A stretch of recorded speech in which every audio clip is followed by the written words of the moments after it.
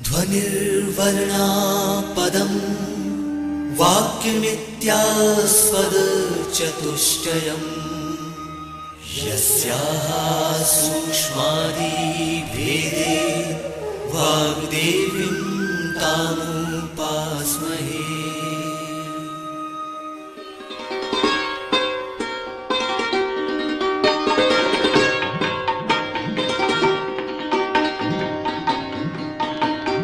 मध्य प्रदेश भोज मुक्त विश्वविद्यालय का इलेक्ट्रॉनिक माध्यम निर्माण और शोध केंद्र EMPRC प्रस्तुत करता है ध्वनि कार्यक्रम अभिप्रेरण का प्रभाव। इस विषय पर व्याख्यान देंगे डॉक्टर सुरेंद्र बिहारी गोस्वामी। कार्यक्रम का ध्वन्यांकन, संपादन और निर्देशन किया है अमर बहादुर यादव ने। तो आइए सुनते हैं ध्वनि कार्यक्रम अभिप्रेरण का प्रभाव।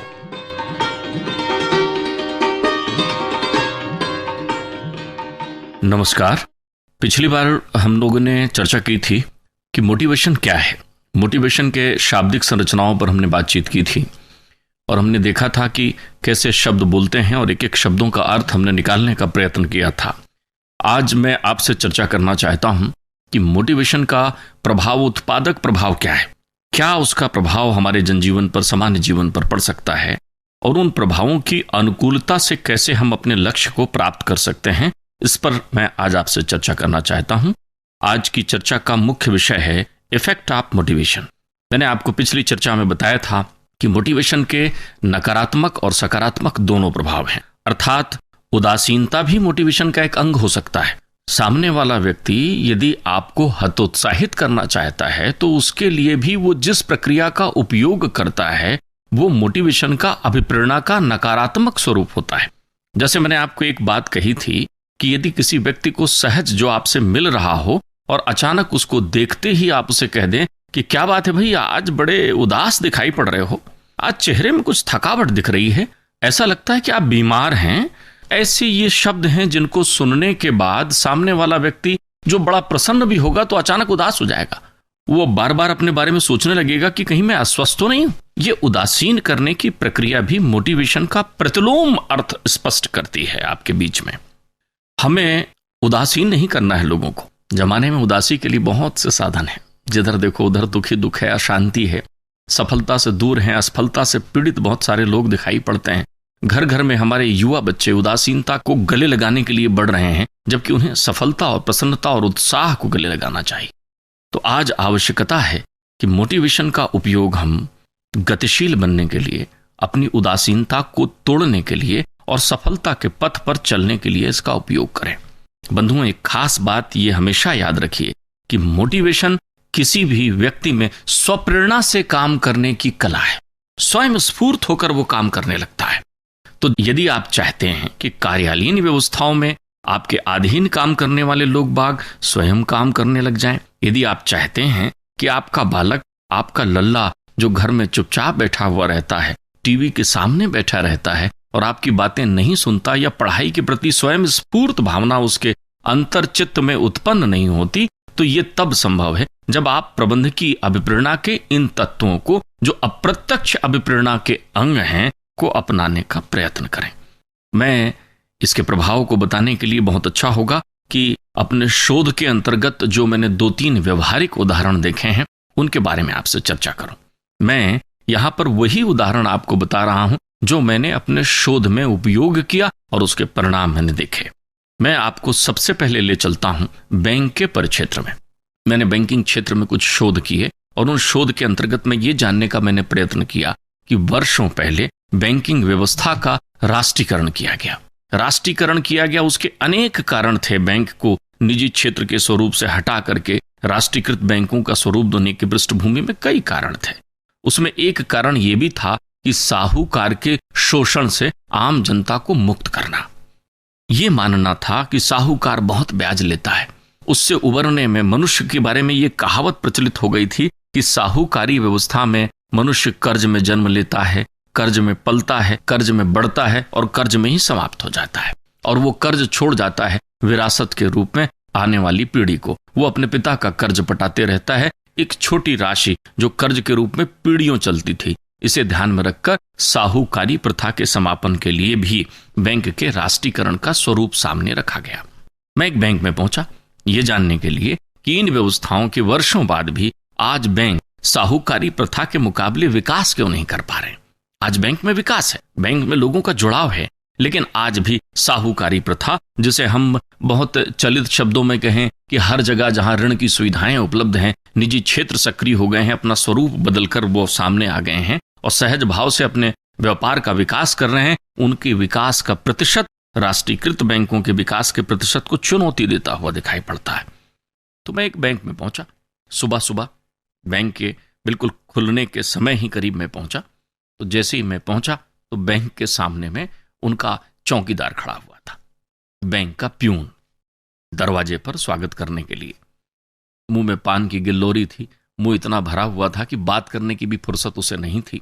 मैं अंदर पहुंचा, पहुंचकर चुपचाप एक स्थान पर बैठ गया, यह देखने के लिए कि यहां आने वाला ग्राहक, जिसके बारे में भारतीय संस्कृति में कहा जाता है ग्राहक देवो भव, देवता के रूप में आने वाले ग्राहक के साथ क्या बर्ताव होने वाला है।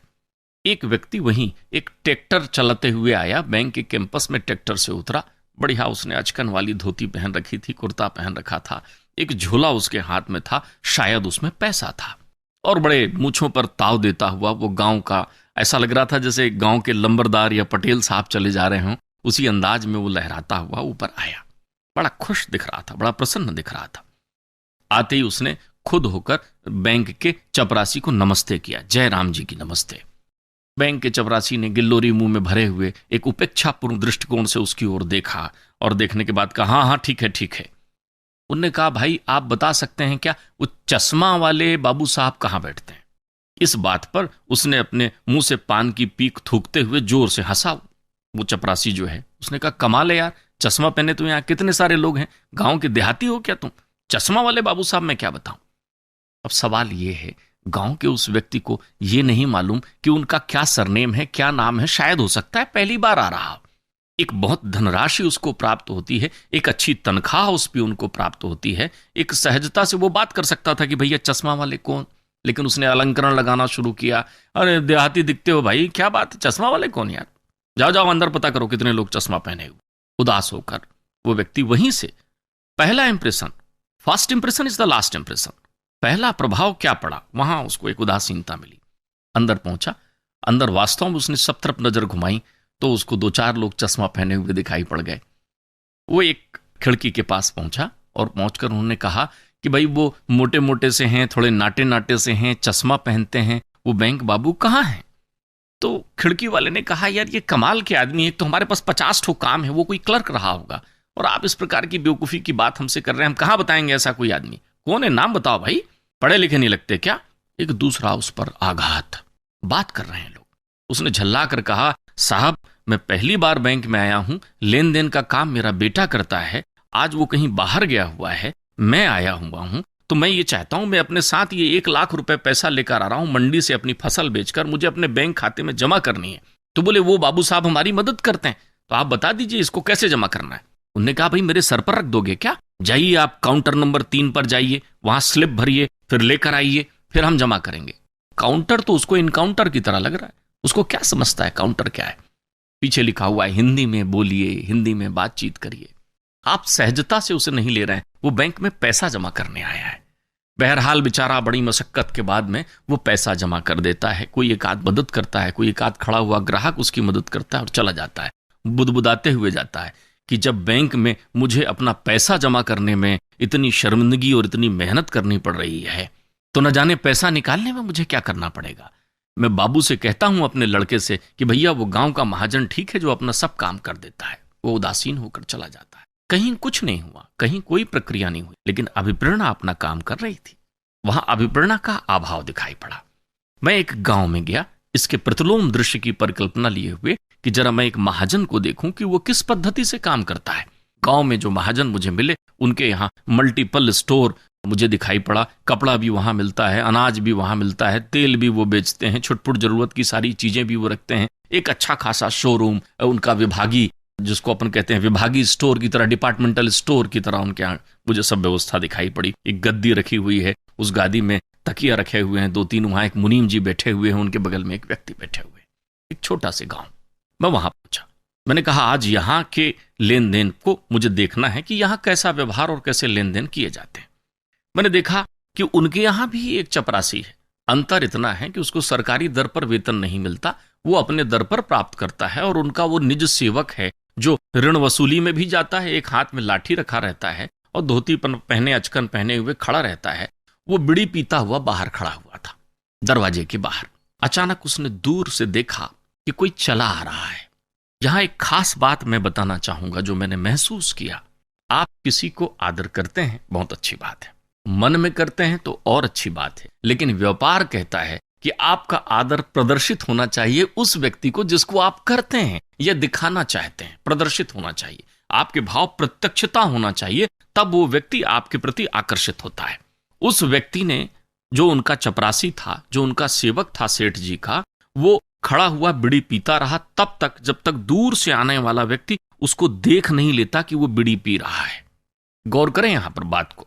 और जब उसकी नजर मिल गई तो जल्दी से एक झटके में उसने बीड़ी को निकालकर यूं फेंक दिया, ये बताते हुए कि जैसे उनके सम्मान में उसने बीड़ी फेंक दिया, और बड़े स्टाइल से, बड़े तरीके से खड़ा होकर कहने लगा, अरे सेठ जी नमस्कार, आइए आइए।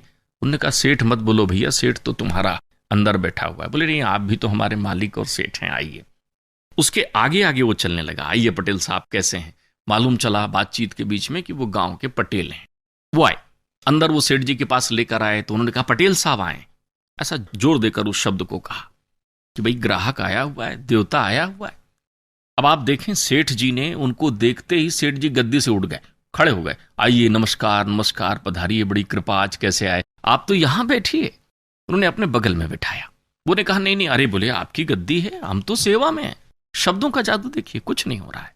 वो बैठ गए उनके बगल में, तो बैठाकर उन्होंने कहा, अरे भाई जरा जलपान चाय लेकर आओ, घर में खबर करो, अंदर पटेल साहब आए हुए हैं। अब अंदर खबर करने वो सेवक ऐसे दौड़ते गया जैसे कोई बहुत बड़ी सूचना लेकर अंदर जा रहा है। ये सब हाव भाव दिखा रहा है, प्रक्रिया। आप ध्यान रखिए, अगर कार्य सफल नहीं हुआ तो अभिप्रेरणा का है। यदि संकल्प पूरा नहीं हुआ तो फिर वो संकल्प काय का, उस संकल्प के लिए किए गए सारे विकल्पों का मतलब क्या, अर्थ क्या। बैठे, बोले हुक्म करिए, कैसे आना हुआ। चाय पी रहे हैं, सेवा चल रही है। उन्होंने कहा वो बिटिया की शादी करनी है। कुछ अटकते हुए अंदाज में उन्होंने जैसा कहना शुरू किया तो बाकी चीज तो सेठ जी भूल गए। कितने बड़े परा मनोवैज्ञानिक और अप्रेरणा के ज्ञाता होते हैं ये लोग, जो लोगों को लुभा लेते हैं। सेठ जी ने कहा तो बिटिया की शादी है तो चिंता किस बात, मैं हूं आपके साथ में, आप तो हुक्म करिए, क्या करना है। मुनीम जी, पटेल साहब जो कहें वो दे दीजिए, बोलिए क्या चाहिए। पटेल साहब ने कहा मैं सोचता हूं 2-5 हजार। उन्होंने कहा 5 हजार से क्या होगा, 10 हजार रुपये मुनीम जी दीजिए। तुरंत हाथ पर 10 हजार रुपया बलात् रख दिया गया। अब देखें, यहां एक अकाउंट मेंटल मूवमेंट में चल रहा है। सेठ जी ने इतनी देर में विचार लिया कि इनकी 25 एकड़ खेती है, इतना मुझसे ये लोन ले चुके हैं, इतनी लोन लेने की क्षमता इनकी अभी है, 10 हजार रुपया दिया जा सकता है आराम से। उन्हें दे दिया। बोले वो कागज पत्तर पर मुझे, अरे बोले आपके सेवक को भेज देंगे घर में, सब दस्तखत कर दीजिएगा, अंगूठा लगा दीजिएगा, कोई बात नहीं है। भागे जा रहे हैं क्या। वो चला गया, बड़ा आनंदित होता हुआ, खुश होता हुआ। दूसरे दिन, उस दिन नहीं, दूसरे दिन वही सेवक जो है सेठ जी का, जो चपरासी है, वो उनके घर के बाहर जाकर बैठ गया चुपचाप, और धीरे से बोला कि पटेल साहब को बोलना सेवक आया हुआ है। पटेल साहब अंदर से आए, बोलो बोलो कैसे भाई, कैसे आना हुआ। उन्होंने कहा नहीं नहीं, काम कुछ नहीं था, बस थोड़ा आपके हस्ताक्षर और अंगूठे की जरूरत थी, अगर समय हो तो, नहीं तो मैं फिर आ जाऊंगा।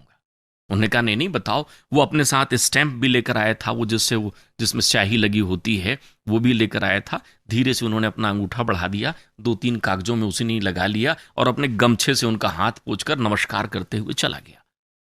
मैंने पटेल साहब से कहा भाई ये क्या करते हैं, ना आपने कोई कागज पढ़ा, ना कोई कागज देखा, आप तो अंगूठा लगाए चले जा रहे हैं, ये आपको लूट रहा है। बोले मैं जानता हूं ये लूट रहा है, लेकिन ऐसी लूट मुझे बहुत अच्छी लगती है जिसमें मेरा सम्मान सुरक्षित है। मुझे जब धन चाहिए तब वो दे देता है, इसकी परवाह नहीं कि मूलधन में लौटा रहा हूं कि नहीं लौटा रहा हूं। घर पहुंच सेवा में वो मेरे पास उपस्थित रहता है। बोले मान में तो दुनिया मिट जाती है। बोले मैं पटाऊंगा जिंदगी भर ऐसे मान के लिए, सब चीजें कर्ज पटाऊंगा, मैं नहीं पटा पाया तो लड़का पटाएगा। आप देखें दोनों प्रक्रिया, मैंने उस बैंक की प्रक्रिया भी देखी और यहाँ की प्रक्रिया भी देखी। अब आप कहेंगे साहब मोटिवेशन से क्या लूट हो सकती है? सवाल लूट का नहीं है, सवाल उस चीज को करने के ढंग का है। यह अलग बात है कि उस साहूकार के पास उतनी भीड़ रोज नहीं है जितनी भीड़ बैंक में है। बैंक का अपना एक सिस्टम है, बैंक उस सिस्टम पर काम करेगी, एक पद्धति है, बिल्कुल ठीक बात है। लेकिन केवल अंतर इतना है कि आपका व्यवहार, आपका बोलचाल, आपकी भाषा, आपकी शैली, आपके चेहरे पर उत्पन्न होने वाले भाव क्या संबंधित के वातावरण के और अपने कार्य के अनुरूप हैं? क्या आपके अंतर चित्त में यह भावना है कि संबंधित को हमें प्रभावित करना है, संबंधित को हमें प्रेरित करना है? ऐसा आप नहीं करते, और आप ऐसा नहीं करते तो आपको सफलता नहीं मिलती। मैंने अपने शोध में ऐसा भी देखा कि एक कार्यालय में काम करने के लिए उस कार्यालय प्रमुख के रूप में एक व्यक्ति जब पहुंचा, उसका प्रमुख बनकर, हेड ऑफ द डिपार्टमेंट बनकर पहुंचा, तो उस विभाग में अलग अलग प्रकार के लोग थे, लेकिन उस विभाग में एक कार्यरत कर्मचारी जो क्लर्क था, वो अपने लड़ने झगड़ने और अपने अभद्र व्यवहार के लिए विख्यात था। अनेक प्रकार के अधिकारी आकर चले गए थे, अनेक बार उसको निलंबित कर दिया गया था, लेकिन फिर भी वो कोई कार्य सहजता से करता ही नहीं था और अनावश्यक रूप से अड़चने कार्यालय प्रमुख के सामने उत्पन्न करता था। मुझे यह विदित था, वो मेरे मित्र थे, तो जब उन्होंने उस कार्यालय में कार्यालय प्रमुख के रूप में अपनी उपस्थिति दर्ज की तो मैं उनसे मिलने गया, बधाई देने गया। मैंने कहा भाई बधाई, आप यहाँ आ गए हैं, बहुत अच्छा है, अब ये विभाग बहुत अच्छा प्रगति करेगा। लेकिन बोले भाई बात ये है कि यहाँ एक बड़ा कोई ऐसा आदमी है, फलाना, उन्होंने नाम लिया, सच एस एग्जाम्पल, उदाहरण के लिए उन्होंने कहा एक कोई शर्मा जी हैं भाई, वो शर्मा जी बड़ा अभद्र व्यवहार करते हैं, काम नहीं करते, शराब पीकर आ जाते हैं, सिगरेट पीते रहते हैं, टेबल पर पैर रखकर बैठे रहते हैं, आसपास के लोगों में पंचायत बिठाकर 4 गालियां देते हैं, लोगों की आलोचना करते हैं, इसके अलावा कोई काम नहीं करते। मैंने कहा आप हमारे मोटिवेशन के सिद्धांतों का पालन करिए, आजमा कर देखिए, शायद बात बने। बोले कैसे? मैंने कहा भाई ऐसा है, काने को काना कहे और जाए वह तो रूठ, और जो जग बिद से पूछ लीजिए कैसे गई थी फूट। अगर दुर्भाग्यवश किसी व्यक्ति की एक आंख ना हो और अगर आपको पूछना हो कि उसकी एक आंख कैसे फूट गई और आप सीधे उसको कहें कि एक काने ये बता तेरी एक आंख कैसे फूट गई थी, तो ये आपका संबोधन उचित नहीं होगा। आपको कहना होगा कि आपका व्यक्तित्व कितना अच्छा है, कितना अच्छा आपका स्वरूप है, काश एक आंख आपकी और होती। श्रीमान जी ये एक आंख कैसे फूट गई थी? वो बता देगा कि कैसे फूट गई थी। तो मैंने कहा यहां आप मोटिवेशन के सिद्धांत का उपयोग करिए। बोले कैसे? मैंने कहा मैं इसमें आपको सहयोग देता हूं। मैंने कहा उसकी टेबल के पास ही हम आप मिलते हैं, जब आप मुझे विदाई करने लगें आपकी पीठ उसकी ओर रहे और मैं आपसे बात करूंगा, आप ये एहसास संबंधित को ना होने दें कि आप ये जान रहे हैं कि वो आपकी बात सुन रहा है। हम लोग चर्चा करते करते उसी की टेबल के पास पहुंचे जहां वो पैर में पैर रखकर टेबल के ऊपर बैठा हुआ था और मुंह में सिगरेट पी रहा था और बड़े ही अभद्रता से हाव भाव प्रदर्शित करते हुए बिल्कुल बैठा था कि कोई आ जाए मुझे क्या फर्क पड़ता है। ये विभाग प्रमुख महोदय उसके पास पहुंचे और उन्होंने पीठ उसकी ओर करके मुझसे चर्चा करना शुरू किया। मैंने उनसे कहा बहुत अच्छी बात है आप यहाँ आ गए हैं, अब आप यहाँ आनंद से अपना काम करेंगे, मेरी बधाई है। उन्होंने कहा नहीं धन्यवाद, आप मुझे बधाई दे रहे हैं। मैंने कहा लेकिन मैंने सुना है यहाँ कोई मिस्टर शर्मा रहते हैं और वो बड़े अभद्र हैं, सिगरेट पीते रहते हैं, यहाँ टेबल पर पैर रखकर बैठते हैं, कोई काम नहीं करते, जो आता है उनसे लड़ते हैं। उन्होंने मुझे टोका, उन्होंने मुझे कहा श्रीमान जी आपकी सारी सूचनाएं गलत हैं। बोले जो शर्मा जी यहाँ काम कर रहे हैं उनको 20 वर्ष का अनुभव है, किसी ने जाना नहीं उनको कि उनके पास कितना अनुभव है। इतने मेहनती हैं कि मैं आपको क्या बताऊं, आज तक उसकी मेहनत को किसी ने परखा नहीं। आप कहते हैं किसी के सामने वो सिगरेट पीते हैं, बोले मेरे सामने मेरी इतनी इज्जत वो करते हैं कि सिगरेट वो पैर टेबल के ऊपर न रख कर बैठते ना कभी सिगरेट पीते, खड़े हो जाते हैं जहां मैं खड़ा रहता हूं। इतना अनुशासन वाला आदमी, लोगों ने बदनाम कर रखा है उसको। मैंने कनखियों से देखा कि पीछे बैठे शर्मा जी की सिगरेट हाथ से निकल चुकी है, दोनों पैर टेबल से नीचे हो गए हैं और वो वास्तव में खड़े हुए थे। उन्होंने कहा शर्मा जी की प्रतिभा पर मुझे कोई संदेह नहीं है श्रीमान जी, शर्मा जी एक बहुत मेहनत कश आदमी है, लोगों ने समझा नहीं। बोले आप देखना शर्मा जी की मेहनत से ये विभाग चमकेगा। मैं चला गया, वो पीछे की ओर मुड़े तो शर्मा जी उनको अभिवादन कर रहे थे, नमस्कार सर। अरे शर्मा जी अच्छा कैसे हैं। बाद में मैं उनसे मिलने 15 दिन बाद गया तो मैंने देखा कि शर्मा जी बहुत मेहनत से काम करते हुए वहां दिखाई पड़े। मैंने उनसे पूछा कैसा चल रहा है, बोले बहुत बढ़िया, बोले वो मेरी इतनी ऋण वसूली का काम कर रहे हैं, इतना अच्छा काम कर रहे हैं। केवल उनको आवश्यकता थी एक मान, एक सम्मान, एक कहने के तरीके की। अगर सामने वाला अभद्र है और आप भी अभद्र हो गए तो आपकी प्रक्रियाएं खत्म हो। एक बहुत छोटा सिद्धांत आपको बता दूं, किसी क्रिया की यदि प्रतिक्रिया ना हो तो क्रिया संबंधित कोई लग जाती है। क्रिया उत्पन्न ही होती है प्रतिक्रिया के लिए। प्रतिक्रिया यदि सार्थक तत्वों पर व्यक्त किया जाए तो उससे कहीं ना कहीं सृजनात्मक प्रक्रियाएं संचालित होती हैं। कोई अच्छी प्रक्रिया कर रहा हो तो आप उस क्रिया पर प्रतिक्रिया जरूर करिए, लेकिन किसी की क्रिया ही प्रतिकूलता के साथ में हो तो फिर आप उस पर कोई प्रतिक्रिया व्यक्त मत करिए, तो वो क्रिया संबंधित को लग जाएगी। जैसे एक व्यक्ति आपको अपशब्द कहता है, तो जैसे ही वो आपको अपशब्द कहता है तो आपके एकदम हाव भाव में क्रोध तैरने लगता है। आपको लगता है कि आप उसको भी अपशब्द कहें। यही तो वो चाहता है कि जितना अशांत वो है उतना अशांत आप बन जाए। तो जैसे ही आप अशांत बन जाएंगे उसको संतोष होगा कि अब ये भी मेरी तरह अशांत हो गए। लेकिन अगर उसके अपशब्द के जवाब में आप केवल मुस्कुराकर उसकी ओर देख लें या उसकी क्रियाओं पर कोई प्रतिक्रिया व्यक्त ना करें तो वो अपने आप में अकुला जाएगा कि बताओ, मैं तो इनको गालियां बक रहा हूं, अपशब्द व्यक्त कर रहा हूं, लेकिन ये चुप हैं। धैर्यता अभिप्रेरणा की सफलता के लिए बहुत आवश्यक है। बहुत सारे व्यक्ति अधीर होते हैं इसलिए वो अभिप्रेरणा का आनंद नहीं ले सकते।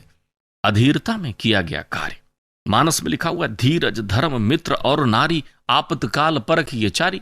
इनको विपत्ति के समय में परखिए। तो सबसे पहले धीरज को आपको परखना होगा। जब तक आप धीरज को नहीं परखते, एक घटना मुझे याद आती है, इतिहास में कहीं वर्णित घटना, पुराण और वेदों में वर्णित कहीं घटना, कहानियों में सुनी हुई एक घटना मुझे याद आती है कि भगवान बुद्ध किसी ग्राम पर पहुंचे। उस ग्राम में उनका एक आलोचक रहता था जो बुद्ध के दर्शन से सहमत नहीं था। बुद्ध जैसे ही पहुंचे तो सारे लोग उनसे मिलने के लिए आए, वो आलोचक भी उनसे मिलने के लिए आया। बुद्ध बैठे हुए थे, उस आलोचक ने आते साथ बुद्ध के मुख पर थूक दिया। तो बुद्ध के जो सेवाधारी लोग थे वो आक्रोशित होकर उठ खड़े हुए। बुद्ध ने उनको इशारा किया, शांत। कुछ नहीं कहा उन्होंने, प्रेम पूर्वक उसको निहारते रहे। वो चला गया। 2-3 दिन बीते होंगे, वही व्यक्ति फिर से आया और बुद्ध के श्री चरणों में गिर करके रुदन करने लगा, रोने लगा, आंसू गिराने लगा। बुद्ध ने अपने सेवकों को बुलाया, इधर आओ। उस दिन ये क्रोध में था, आज ये प्रायश्चित में है। लेकिन उस दिन इसके पास शब्द नहीं थे और आज भी इसके पास शब्द नहीं है। वो अपनी पीड़ा को अपने हाव भाव से प्रदर्शित कर रहा है। बहुत से ऐसे लोग हैं जिनके पास शब्दों का सार नहीं है, शब्दों का भंडार नहीं है। मोटिवेशन उनके लिए भी है जिनके पास शब्द हैं, मोटिवेशन उनके लिए भी है जिनके पास शब्द नहीं है। इसलिए आप देखिए, यही वो कला है, किसी को पुचकारने से, किसी को बुलाने से, किसी की ओर प्रेम पूर्ण निहारने से पशु भी मोटिवेटेड हो जाते हैं। जानवरों में भी देखिए आप, एक कुत्ता खड़ा हो और यदि आप उसको पुचकारने लगे तो वो अपनी पूंछ हिलाने लगता है। ये पुचकारने की प्रक्रिया क्या है? यही तो मोटिवेशन है। तो आपने कहा मोटिवेशन मतलब एकदम लाड़ प्यार स्नेह लापरवाही उदारता है क्या? नहीं। मोटिवेशन किसी भी कर्तव्य पथ पर धीरज के साथ चलते हुए भावनाओं के संवेग को नियंत्रित करके उनको उद्देश्य की ओर प्रेरित करने की कला है। ये जितने उदाहरण मैंने आपके पास व्यक्त किए, ये काल्पनिक नहीं है, ये यथार्थ के उदाहरण है। आपको केवल चिंतन ये करना है कि इन उदाहरणों के आधार पर आप अपनी जीवन शैली में आने वाली उन सारी प्रक्रियाओं को लीजिए। चाहे किसी को अध्ययन के लिए प्रेरित करना हो, चाहे किसी को कार्य के लिए प्रेरित करना हो। बहुत सारे लोग तो वर्षों तनाव में और लड़ाई करके, मैंने एक व्यक्ति से मेरी मुलाकात हुई तो वो व्यक्ति कहने लगा कि मैं अपने भाई से 10 वर्ष से बात नहीं कर रहा हूं। मुझे लगा इसके जीवन का 10 वर्ष कितना निरर्थक हो गया कि केवल एक किसी घटना में क्रिया और प्रतिक्रिया के प्रभाव से इनके जीवन में परस्पर दो भाइयों के मिलने से जो सृजनशीलता हो सकती थी, जो विकास हो सकता था, वो अवरुद्ध हो गया। क्यों?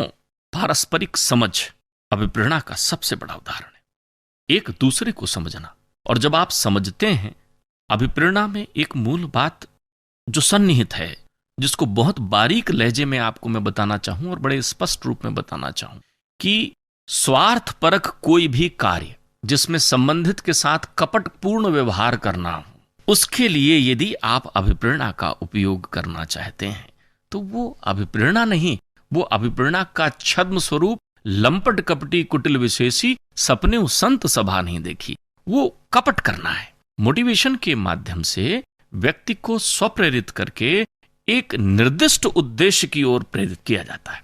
समझना आपको है बंधु, मैं तो केवल इतनी बात आपसे कहना चाहता हूं, आपको इतनी ही समझ बताना चाहता हूं कि यदि आप कुछ समझना चाहते हैं तो केवल एक ही बात समझिए, अपने आप को, और अपने आप को तब समझिए जब आप अपने जीवन का एक उद्देश्य अपने साथ समाहित करें। मुझे ये करना है तो कैसे करना है? जब आप सोचना प्रारंभ करते हैं, जैसे ही आप किसी चीज की पृष्ठभूमि को श्री गणेश करना चाहते हैं उसका, बस वहीं से मोटिवेशन प्रारंभ हो जाता है। अभिप्रेरणा का प्रारंभ अभिप्रेरणा के अंत को सुनिश्चित कर देता है, अर्थात अभिप्रेरणा का प्रारंभ कार्य की सफलता का संदेश लेकर आता है, अभिप्रेरणा का अंत कार्य की सफलता का संदेश लेकर आता है। सोचना आपको है। आज की चर्चा केवल इतनी ही। आइए अब हम अपने जीवन में इस व्यवहारिक उदाहरणों के माध्यम से ये देखना शुरू करें कि अप्रत्यक्ष अभिप्रेरणा के प्रभावोत्पादक प्रभाव कैसे जीवन को सफल बनाते हैं, सहज बनाते हैं, गतिशील बनाते हैं और उद्देश्यों की सफलता सुनिश्चित करते हैं। नमस्कार।